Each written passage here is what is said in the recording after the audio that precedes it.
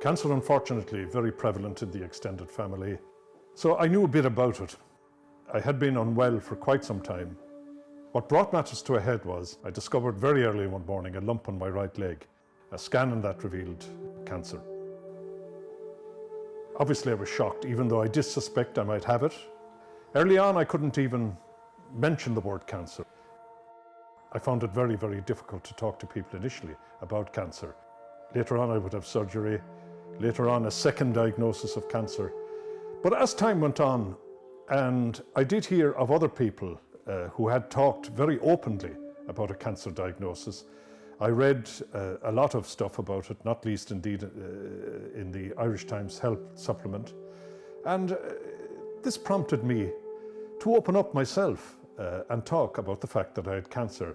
And what I found very, very quickly when I talked about having cancer was it is much less stressful to actually talk about having cancer than not talk about having cancer.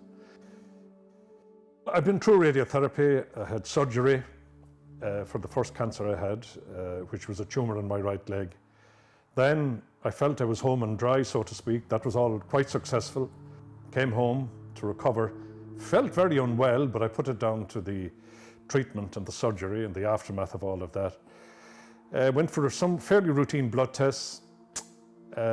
Rushed back into hospital with kidney failure, other health issues. And eventually, after a lot of tests, a second cancer was diagnosed, a blood cancer. Treatable, but it had caused the collapse of the kidneys. So I was put on kidney dialysis. I went through chemotherapy for the cancer. I'm now finished intravenous chemotherapy and I'm on tablets. The dialysis continues. I would love to say this is a heroic struggle of courage and valor in the face of serious illness. I would love to say that. It's not. I have railed against my illness. I have, metaphorically speaking, screamed to the high heavens about the bad luck of getting a second diagnosis when I thought I was home and dry. I've had terrible days of unbelievable anguish, pain at one time, no pain now thankfully. But along the way, I have discovered as well that cancer can be coped with, it can be treated. And sometimes it's the name itself, the name cancer, that's the biggest fear of all.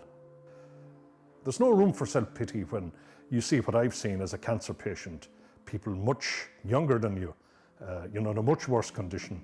Little boy of 10 walking along the corridor of a cancer hospital, clearly very unwell. Women waiting for radiotherapy, young women talking about their chances of survival in your company. So there's no room at all for self-pity. There is, of course, anger. There's anger against the odds. There's rage against the odds, annoyance against the odds, but that's something else.